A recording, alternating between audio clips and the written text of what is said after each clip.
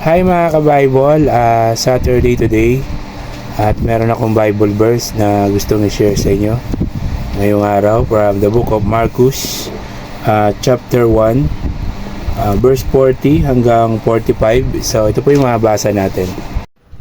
Pinagaling ni Jesus ang isang kitongin. Isang taong may ketong ang lumapit kay Jesus.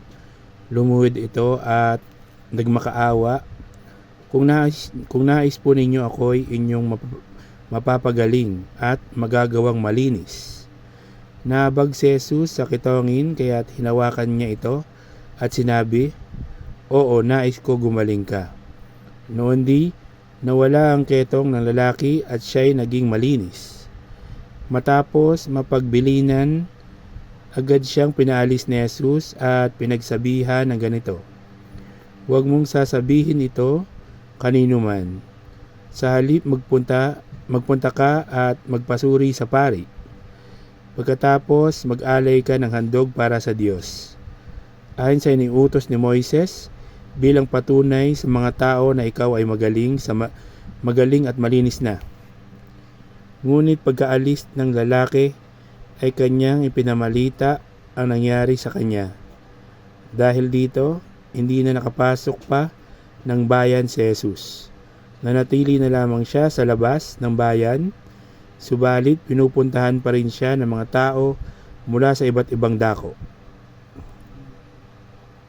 So yun po yung mensahe sa atin ngayong araw ng Marcus chapter 1 verse 40 hanggang 45.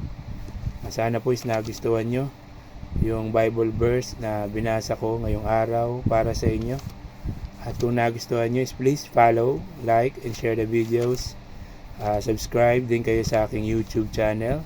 So magsisi at talikuran ang ating mga kasalanan dahil ang second coming ng Panginoong Hesukristo ay malapit na pong dumating. Magpabautismo sa tubig para sa kapatawaran ng kasalanan sa pangalan ng Panginoong Hesukristo. You cannot enter to the kingdom of God unless you become born again. So keep safe. God bless. Always remember, Jesus loves you. Bye-bye. Hi mga ka-Bible, Saturday today at meron akong Bible verse na gustong i-share sa inyo ngayong araw from the book of Marcus chapter 13 verse 1 hanggang 2. So ito po yung mababasa natin. Tungkol sa pagkawasak ng templo. Nang palabas na si Jesus sa templo, sinabi sa kanya ng isa sa kanyang mga alagad, "Guro, tingnan po ninyo, kay lalaki ng mga gusali at kay ganda ng mga batong ginagamit dito."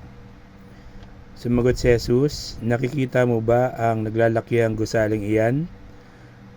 Wala riyang matitirang magkapatong na bato, ang lahat ay guguho."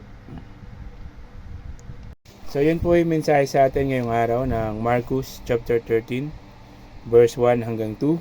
So keep safe, God bless. Always remember, Jesus loves you. Bye bye.